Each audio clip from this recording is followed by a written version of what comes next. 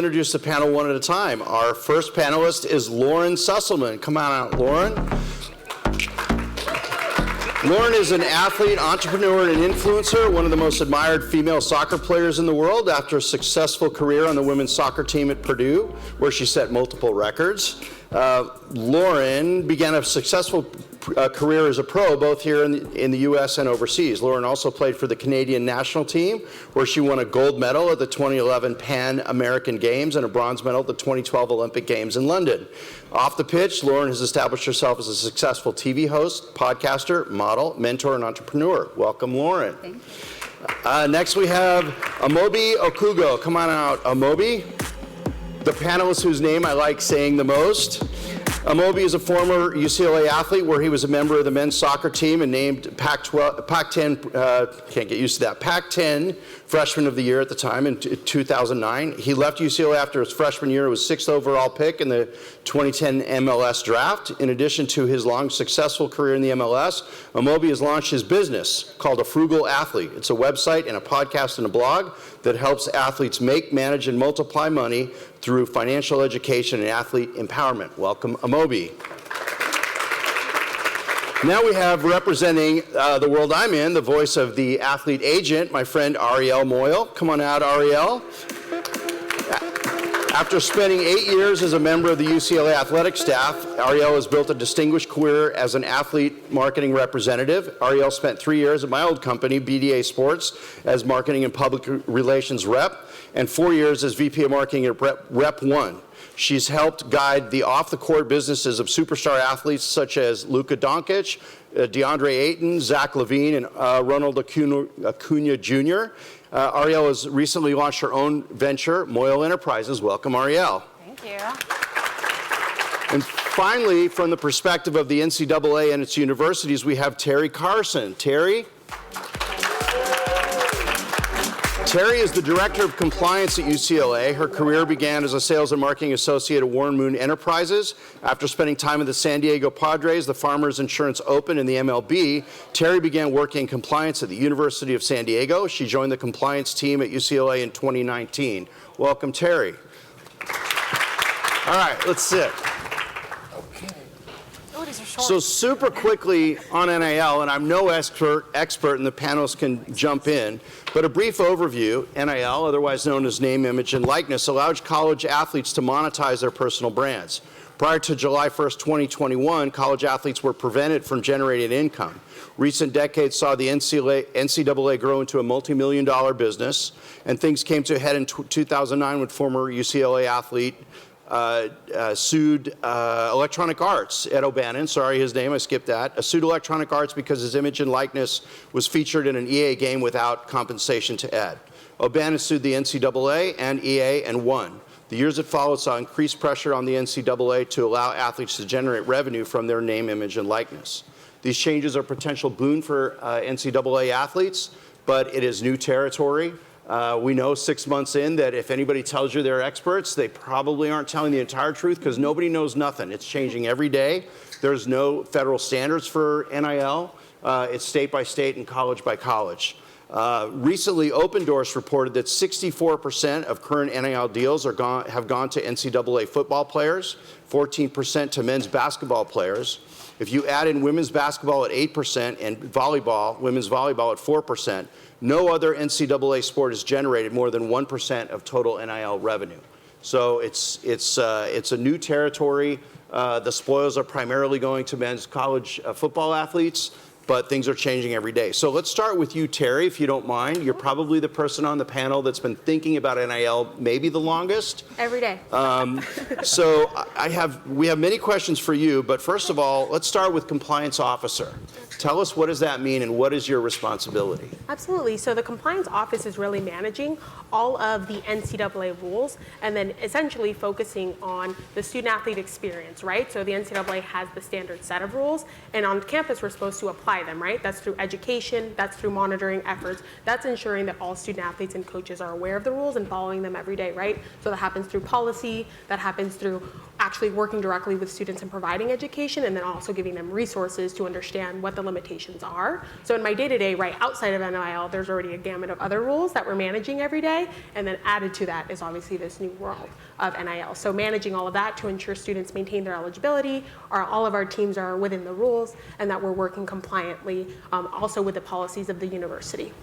You make it sound like the rollout was really smooth and clear and simple, and you knew what the rules were right out of the gate. Talk about the rollout a little bit. What's it been like? The rollout is really stressful, right? The NCAA had come up with a committee really devoted to NIL, and through that working group, there was a lot of great work that had been done, but a lot of the patchwork, right, from the states coming forward, creating their policies essentially based on what they believed, right, should be the law that governs NIL. But with patchwork, right, there's differences, right? So the NCAA, it's kind of the race to the finish. You know, when Florida decided to make their bill essentially put into effect in July, the NCAA didn't have a choice, right? Because at that point, it was almost a scare tactic of, well, if one state is able to monetize their NIL, then what about the other states, right? Is that going to deem them ineligible because they're following state law, or is that going to put them out of compliance because of the current existing policy that did not permit for name, image, likeness, and endorsement deals and such? So it was a very difficult process, right? There was a lot of different essentially proposals that had come out. Some of them were very long, others were very short, but when we got to the end in June, it really was as simple as, you may now monetize your NIL, make sure that there's no recruiting inducements, make sure if you're working with an agent, it's compliant with your state law, and it cannot be pay for play, right? That is a very basic scope. And from there, it was defer to your state legislator to determine what the policy is at that point. So it was not a very easy ride, and it continues to not be a very easy ride as everything continues to change in the landscape. And as we see more deals and we see schools becoming creative, it is how do you make sure we're maximizing our opportunities on campus the same way our peers are.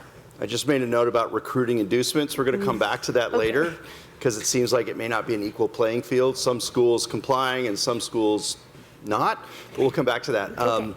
My last question for you to start, Teri, is I remember that LeBron James and Gavin Newsom were very involved in voicing their support for these changes. Behind the scenes, was UCLA involved in those conversations as well as the governor decided on what the rules would be for California?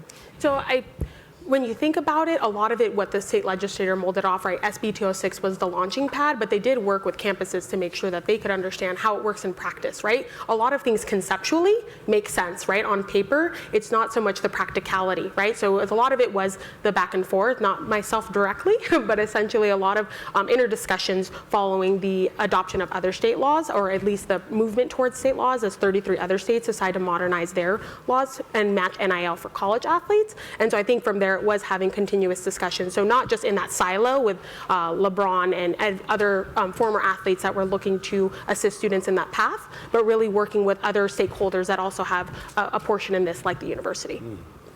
Lauren, we know this came about in large part because there was vocal support for athletes to have the opportunity to make money off their name and image. When you were in college, NIL rules weren't in place. So tell us a little bit about what was the financial life like for a typical NCAA athlete who's not allowed to make money. Yeah, so I was in college a long time ago, to date myself, but yeah, I mean, it was difficult. Fortunately, I had a scholarship, which was great, but there was a lot of athletes that didn't have that. And so, you know, I would get books paid for and stuff like that, and then rent and all that. But it was difficult because you weren't able to have another job. And so if I had NIL back then, it would have been incredible, absolutely incredible. And I probably would have made more money in college than I actually did as a pro athlete, which is kind of sad. I mean, my first year in the pros, and I was a drafted athlete, I made $500 a month. And at the end of my career with 2 medals, $30K. A year for 2 teams. So if that just kind of shows you how much we need to work, especially on the female side of the spectrum, there's a long way to go. But implementing NIL is going to be huge. But the navigation process, as we were talking about, is what we're trying to figure out, especially now that I'm working with a lot more athletes. I'm working on mentoring a lot of them. I've had a lot of soccer players come up to me and like, I just don't know how to navigate this and how I can make money. And so that's like a big thing that I'm working on, and understanding kind of all the laws and stuff like that. But I think that once athletes understand the scope of it, it's going to be very beneficial for them, especially if they want to go on to play in the pros. Moby, what about you? What was life like as an NCAA athlete without the ability to make money? Well, I was at UCLA for 3 months, so I didn't have the chance to take advantage of NIL. But for me, you know, having the opportunity to come to UCLA, there's a name behind that. So if I could do it all over again back in 2010, there's nothing more important than that .edu. So I would take a proactive approach and try to connect with as many people as possible. And then start with what I'm already good at. You know, I'm here on a soccer scholarship, so maybe soccer camps, soccer training. Obviously, it takes away from school and social life, so maybe get into the digital product space. And you know, you talked about the statistics around, it's kind of geared towards collegiate athletes in the football space, where a niche athlete like soccer, these are ways that I could be proactive and try to take advantage of NIL. And Arielle, the agent's perspective, this has affected our world a lot because we spent a lot of years not even be able to mention college athletes' names practically, and suddenly we got to represent them. Are you working with college athletes, and what's that experience been like? So at the last agency I was at, I actually created the NIL department. And while I don't have a current NIL athlete now venturing on my own, I did take care and oversee the portfolio of the NIL athletes we had at Rep 1. And what was really interesting for us was, at the time, it was just on the baseball and the basketball side, so watching the differences between how schools operate, either across conferences, but also across sports, and which ones they seem to be more viable and which ones don't. And especially at the start of when this rule got enacted on July 1st, the complications of explaining to students what they had to submit, what they didn't. I actually made mistakes early on. I thought simple things like giftings were just, you know, it's what we do normally for professional athletes. Oh, I can just get you that for free. It's not a big deal. There's no return. Well, that's not the case in NIL. Like, every single thing has to be reported, so that complicates the process and also the quickness in which that happens. So you have to have somebody on staff, in my opinion, or somebody in your corner as an NIL athlete that really understands these rules and regulations. Otherwise, there's a lot of ways that you can jeopardize yourself. And as an athlete agent, the last thing I want to do is take away your education, take away your scholarship because I make a trivial mistake. Make sure that you have the right people in your corner so that you aren't making choices that will ultimately damage what you're doing. And what was it like for you? I have my experience, but it was interesting to try and manage expectations where all of a sudden, wow, we're allowed to make money. And from my perspective, tell me if it's true for you, it was managing the expectations of the athletes and also of their agents. Because contract agents who are terrified of getting fired and losing you know, their clients to other people making promises, it's the challenge there too. So what was it like to manage the expectations of clients and the agents? I think on the NIL side, the agent portion was less in play because technically you can't really have like an agent until you're done with your eligibility. Somebody can be your athlete agent when it comes to endorsement deals, but not for anything on court, on field, anything like that. So actually, less nosy agents on NIL. But for students, I do think that students, especially at this age, like if we think about it, so I'll be 35 soon. You know, my generation created social media. We're the first kind of group that tested it out. But the way that social media and digital plays in the lives of people that are in their early 20s now, late teens, is very, very different. And consumption of media is extremely quick. So if you have a deal that breaks right away, so Gatorade breaks something, Nike breaks something. I mean, the minute that happened, I got a text like, why can't you get me a Nike deal? Like, why can't I get this Gatorade deal? And it's this question of tempering expectations, which we do in the professional side anyways, but then trying to make it be understood for somebody who is just entering into the space. It's not something that they're used to. I also would recommend, especially for my athletes, to remember that a lot of the local players in your market tend to be the ones that are giving more money away to NIL students than national players. And that's really the experience that I had right away. Because being at the level I was at my old agency, I tapped into every major national resource, but most of them were hesitant to dip their toe in the water because they have more to lose. So it was a lot of those local players that had better money available, and they also had more projects available, and they paid better.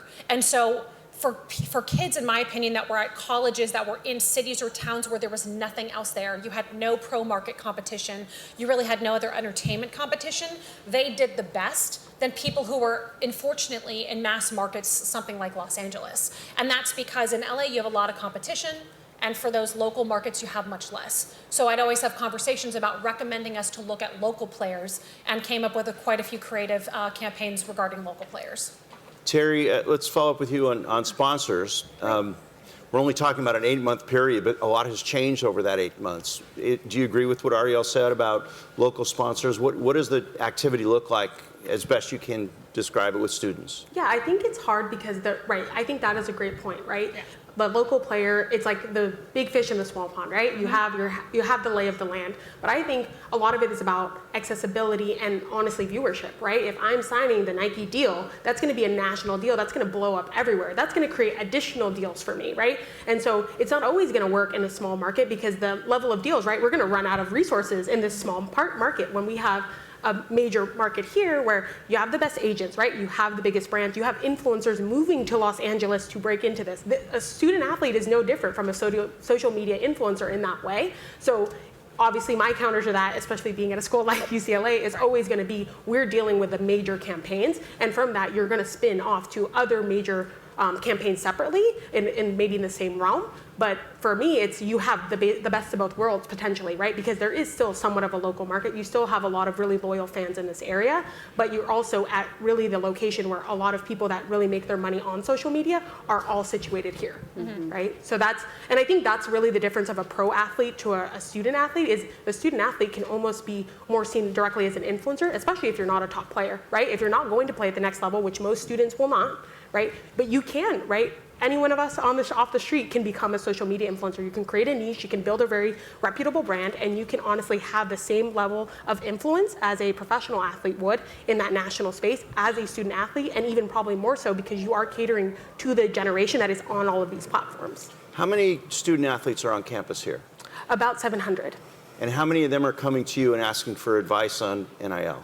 I would probably say half. And I would probably say of the half, there's probably a third or more, a little bit more on that end that are actually engaging actively in NIL deals, signed deals, working towards deals. So when they come in, I'm going to ask this question of all the panel, but when they start with you, a student athlete comes in and says, I want to make money off the field or off the court. Where do you start? What's the advice that you give them? Right, we point them to our resources first, right? We use our website as the kind of the tipping point, right? You have to know what the rules are, right? So you have to come to me, we have to explain what are the do's and don'ts for NIL, but then we also work through the policy, right? What are the campus limitations? What are things you have to be considering when you're working with brands, right? Also, maybe you need to work with an agent. Maybe you don't have enough clout at this point to get an agent, but you need to put people in your corner that understand you and what you want and what you value, and then have them help advocate for you so you can continue to grow, right? We ask students, what are your interests, right? It's your sport, clearly it's being at UCLA and being a student, but separate from that, right? How are you growing your brand? How are you gonna make yourself someone that is noticeable on these platforms?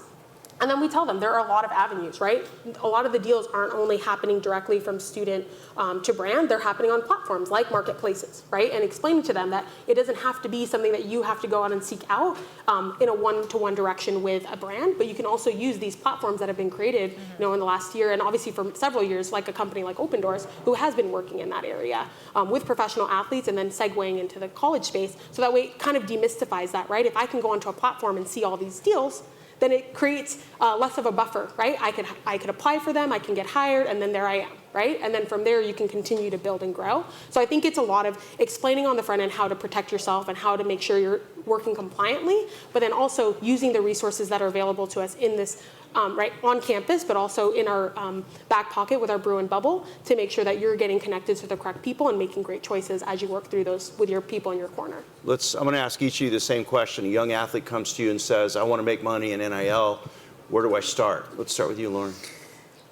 So I'm just starting out working with a lot of the players that I play. I play semi-pro this summer, so there's a lot of, we have UCLA, USC, Stanford players on our team. Some of them just don't know, as I said before, how to navigate it. I have one girl that I actually just signed because I just became a sports agent, but she came from a smaller college, and she's like, I don't really know what to do. No one really talked to us about anything. And I was like, well, first and foremost, you need to go to your coach or to your school or someone like Teri and talk to them and see what they don't know how to even just begin. And then I said, weeding out like people to work with, like even on my own career, it was so hard to find such a great manager or an agent to align myself with and the things that I wanted to accomplish as an athlete and as an influencer. And I just now, at the age of 38, just found someone. Arielle is actually my manager, but I've been through so much, and especially on the female athlete side, because we don't have anybody helping us or facilitating anything along this journey, and that's kind of why I started my mentorship platform. So I'm navigating that space with the athletes that I'm starting to work with. So we'll see how it goes. But I think first and foremost, I tell them what they can do on their social media until we find someone that they can work with, is making sure it's off private. You know, a lot of these athletes, they want to make money, but they have their settings to private. No one can see the material. A lot of them don't have any of their sport on there.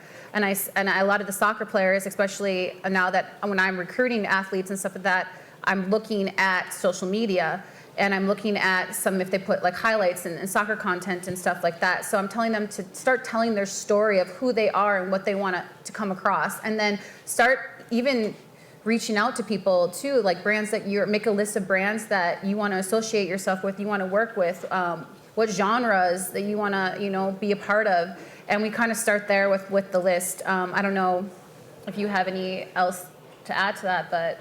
Yeah, for me, when it comes to your brand, there's only two things you can really do. It's project and protect. So right off the bat, you need to protect your brand. Mm-hmm. So delete anything that can possibly get you in trouble. Own your username.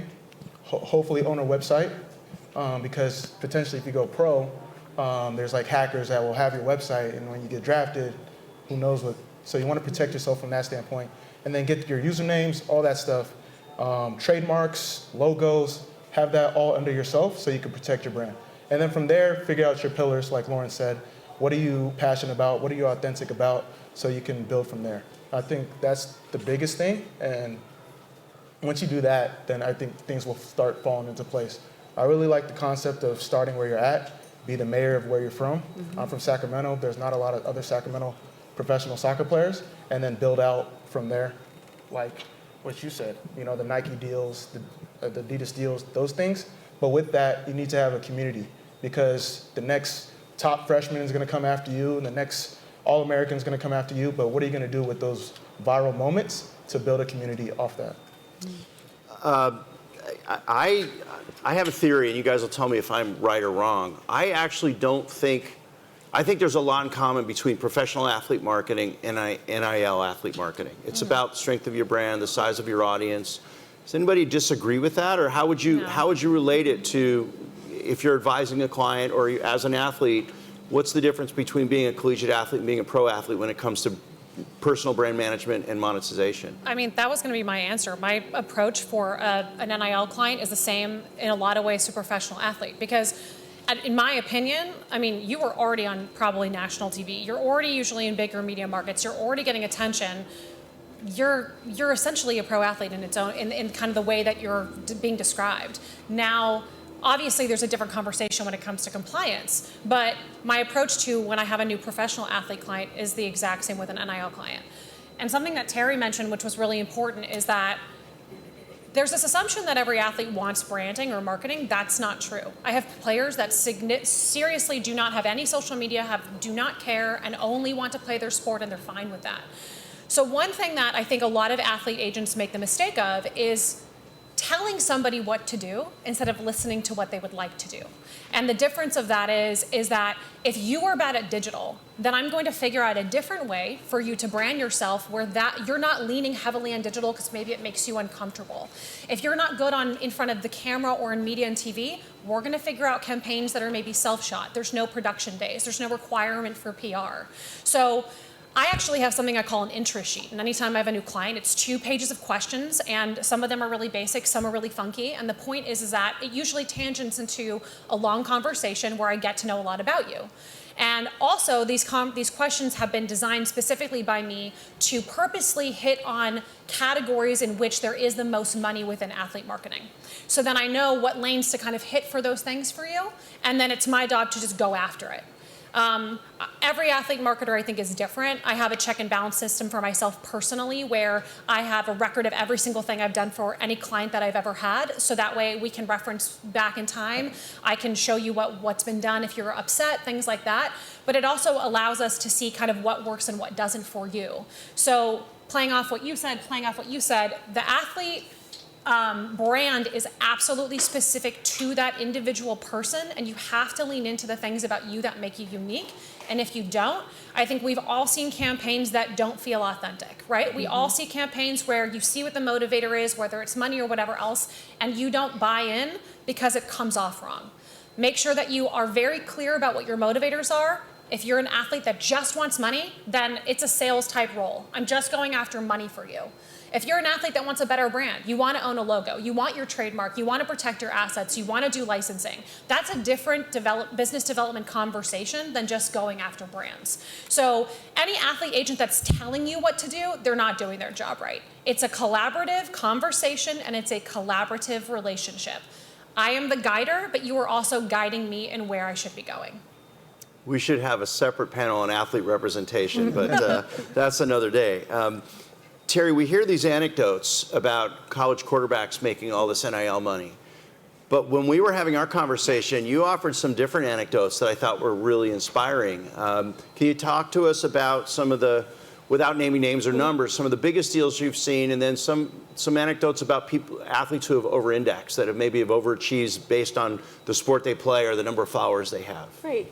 So I think that's important right now. Like what you see in the media is everything's reporting on, honestly, the players that are playing at the highest level, but also separately, these are all going to be the sports that are on TV, right? You're not going to hear about the gymnasts all of the time, right? You're not going to hear about a lot of the student athletes that maybe don't even have representation, but it's a niche market, right? If I am a student athlete who makes cooking videos, right? You might not ever see that because it's not about me playing my sport. It's not about who I am as a UCLA individual, but it's all about my brand, right? Who I am. And I could have a huge following, and we've seen that, of student athletes who are able to pivot really who they are and who their individualized brand is, and by making brand deals, right? Those are going to be student athletes. Yeah, they're not partnering with Gatorade, but they're partnering with Nature Valley Bars, right? That's a perfect example, right? You're incorporating it into your natural content, your natural feed. It's the same thing with student athletes that participate in YouTube, or they have lifestyle brands, right? It's something that you're maybe not seeing in the mainstream media because they're not the splashy deals that are branded with companies,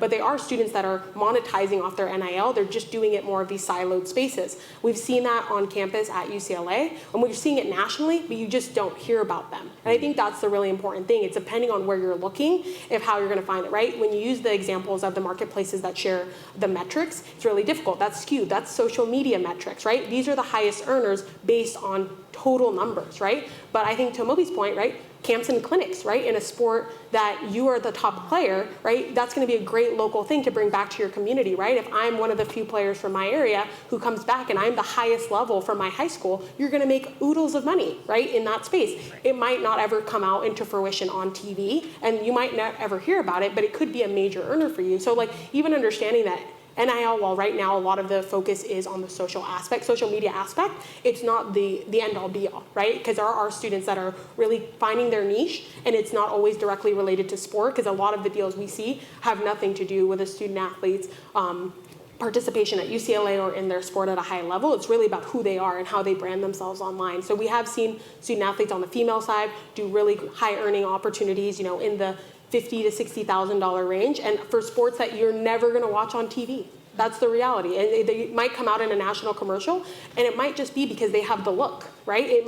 The people that watch the commercial might not even know who they are, but maybe they were sought out by the brand because how they present themselves online and how they present themselves in the community is really in line with that brand. And one quick example I want to add, one of the highest earning student athletes in the country is a gymnast at Louisiana. Correct. And I mean, and I think her profile is valued at about $1 million. Mm-hmm. So, I mean, these are these athletes that are not on TV all the time. So you're seeing the Nikes, the Gatorades, the BioSteels, the Chipotles, all that stuff, but you're not at all witnessing the dearth of what's available for student athletes. So in the pro world, we all know that with some exceptions, Serena Williams and others, most of the big deals go to male athletes.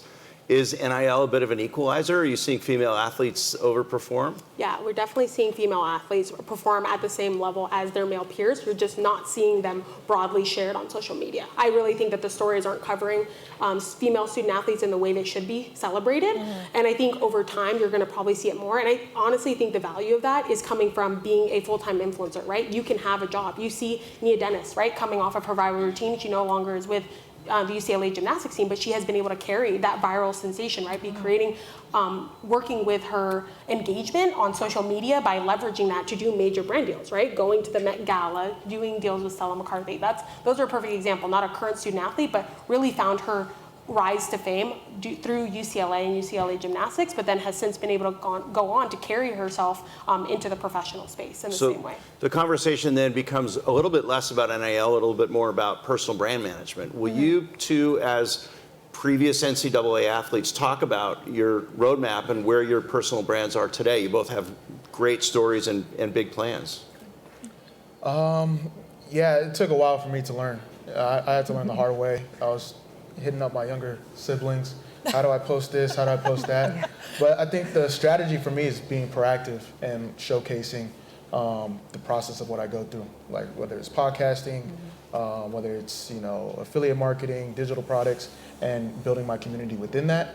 If I was at UCLA 10 years ago, I would literally just showcase my room, everything I'd use to decorate my Sproul Hall dorm. And that's a way for people to connect with me, an easy way to make money like that, and hopefully build from there. Well, I was really impressed when I did a little research on Frugal Athlete. Will you just tell the group a little bit more about that?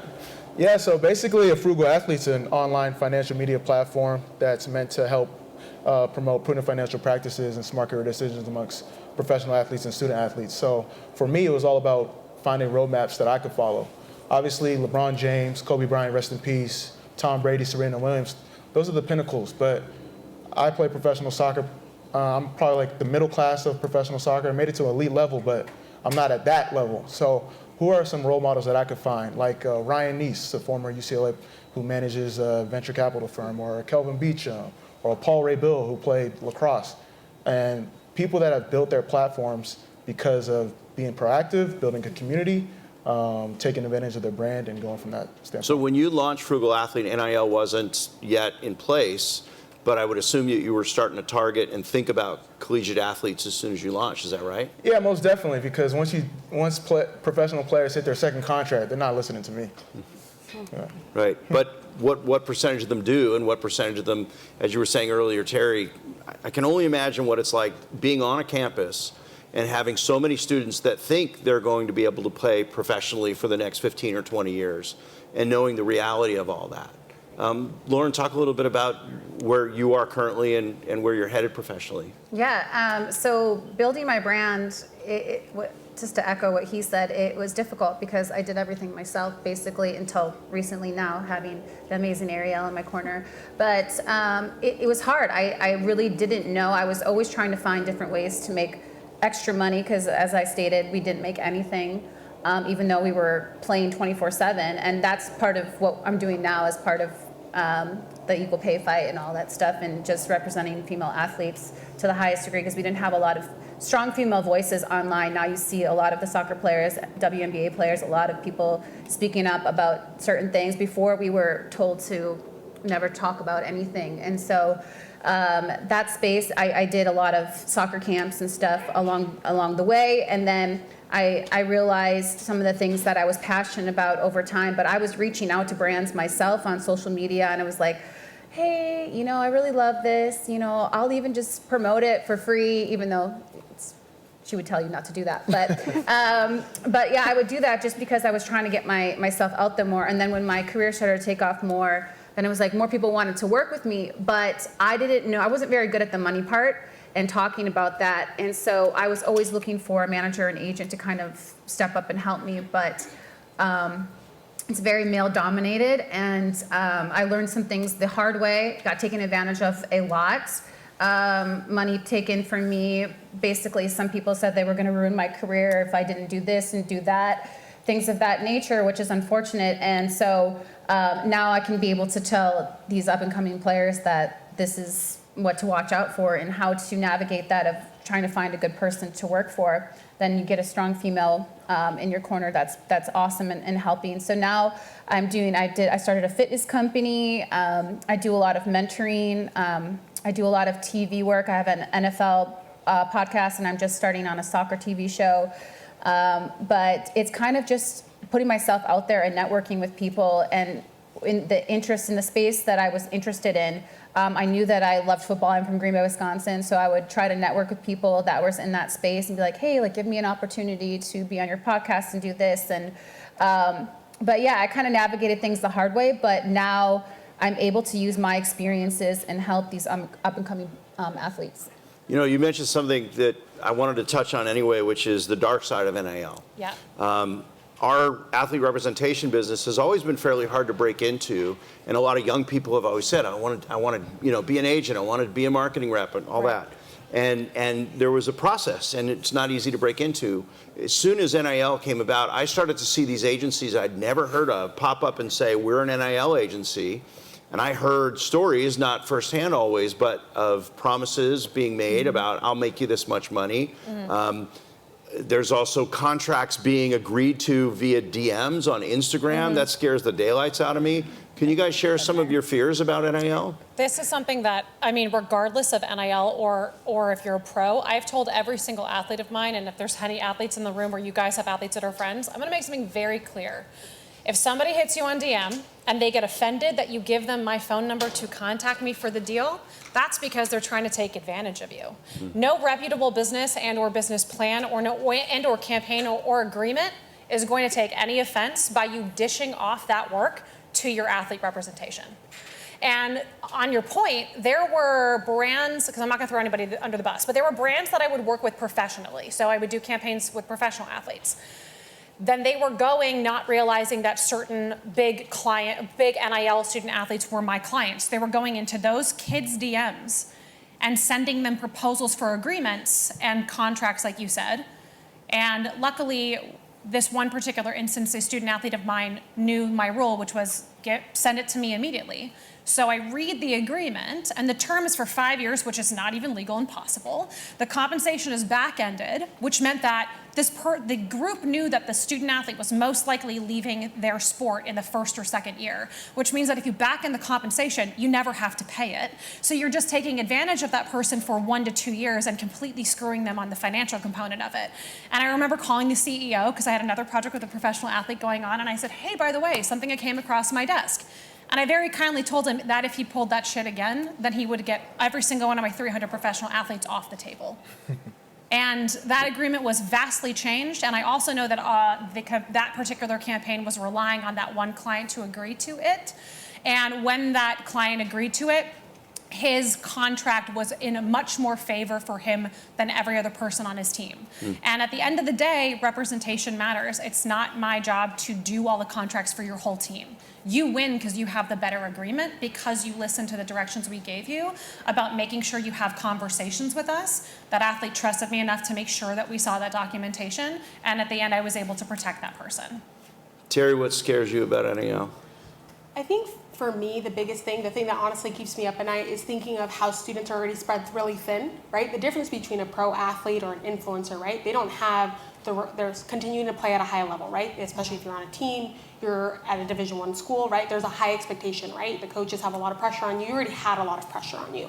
You need to maintain your eligibility, right? You have to go to class. You have to stay in school. You have to maintain your progress towards your degree so you can graduate, right? That's the ultimate goal for every student. So when I think of NIL, it almost felt like at the beginning a race to the bottom, right? How can I get the most deals? Because that's how we look at it, right? I'm going to be put in the media presser because I'm doing the most deals. That doesn't mean you're doing the best quality deals, right? So I think a lot of it is at the beginning, it was more how much can we show out, right? How can students feel like they're on the front of it? But it's not necessarily in balance with what they need for themselves, right? So I always think about how students are managing their time. How are they ensuring that they're keeping all aspects of their life prior to NIL really whole, right? That they still focus on their sport. It doesn't have to be, if I score this many goals, I'm gonna get that Nike deal that I'm really vying for, right? It should just be about wanting to continue to pursue your passions and really blend NIL into that nicely as a way to monetize, but also create balance in your life, right? I think for me, a lot of what happens with students, and you see it nationally, right, is we're not seeing what the burnout's going to look like, right? We haven't seen that yet. Or what happens right now, you are a business person. This is outside of the scope, right? If you potentially break a rule, we could work with the NCAA, we can work through that. But if you're not meeting up to your contract obligations for your NIL deals, right, you're not filing your taxes, you're not thinking through the fiscal responsibility that you have, that's a very different scope, right? I'm not going to be able to help you break all these NIL contracts if you're not in a position where you want to do that, right? Maybe you're not having a great day and you have to meet the brand's requirements to post at this time.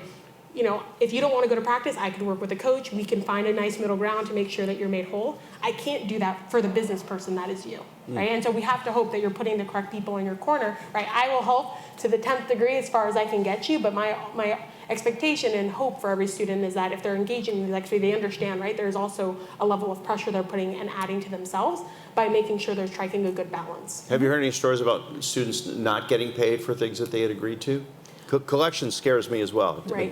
A DM agreement, I guess, is legally binding, but it's hard to enforce. Yeah, I personally have not heard that. I haven't had any students come to me sharing that information. I haven't seen any of stories like that break either in the media, so it's kind of hard to say. And I think at the beginning, the deals were very small, right? Product exchanges were very common, so maybe they didn't always make good on their deal. I can think of a very big deal at the beginning of my head of maybe students that didn't receive that free t-shirt they promised from a very reputable exactly what you're talking about. brand, you know, that they might love dearly. So I think of that type of thing. But separately from that, I have not heard any student coming to at least us in sharing that, and I haven't heard stories of that at this point. But I Amobi? imagine that could come. What scares you about NAL? You know, I got to do a shameless plug. The personal finance. You know, now that you're making money even at a younger age, how do you handle that? Do you have the right team in place? Do you have a fall guy that you can go to, like someone that's going to say no to some of the deals? Someone that's going to look over the deals? You know, there's a lot of things in these contracts that they try to slip in there that because of this, I don't want to say this new generation, but everything's quick. You feel like you're behind, but And direct. yeah. So you gotta protect yourself at all times. And then now that you're making money, how are you handling it the right way? Yeah. Lauren? I mean, just to echo everything, exactly what they said, that's exactly how I feel. I think the other side of it is the work ethic part of it. Now that they're making money, all this stuff, like before it used to be just the grind, I'm playing for love of the game. Now we have the chance to make money, but we can't forget the athletic part of it. And I've seen a few little egos here and there with some athletes, and I'm like, you're gonna get a rude awakening when you go to the pro level. And I think some other people in here can attest to that too. So it's just remembering that you're an athlete first and foremost, and that's like your job. And then also if you're in school, it's the school part of it. But to echo everything, I agree with what they're saying. And just I'll open it up to the group. Where do you see this headed in 3 or 5 years? Any of the new platforms or new companies emerging, practices? What do you open it up? What do you see it looking like? I am a little bit more of a pessimist in this space, partially because I have had a love-hate relationship with the NCAA for a long time. My graduate thesis was on the NCAA, and I'm always not super keen on some of the ways they behave.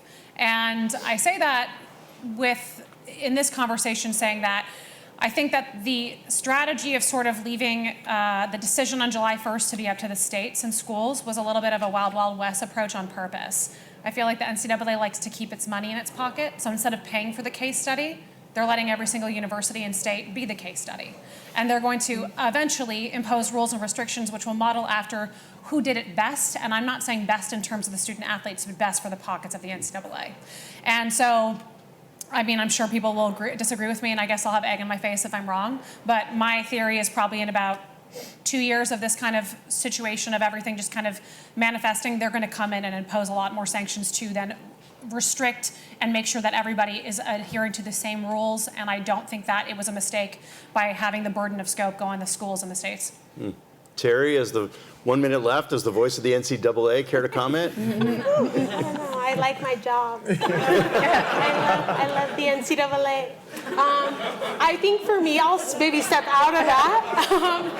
For me, my dream and hope is really to see the federal standard, right? I don't like the patchwork. I want there to be a federal standard because then once there is a federal standard, you can make rules that at least align and we can create some equity across the board, right? And with every rule, there's always going to be people that play fair and they're going to be bad actors. But separate from that, right now, it's impossible to work through that because we don't have enough regulation, right? And I don't want it to be over-regulated because I want students to be able to capitalize on these opportunities, but I also want there to be fairness, right? In our world, I want to make sure the best students are coming to UCLA and they're getting the best experience, but I also want to make sure that they're not being basically run to other programs based on the fact that they're not meeting those expectations and they're willing to live in that gray a little bit too deeply. I think for those of us in this world working with athletes, we've wanted for a very long time for college athletes to be able to make money and own their brands, monetize their brands.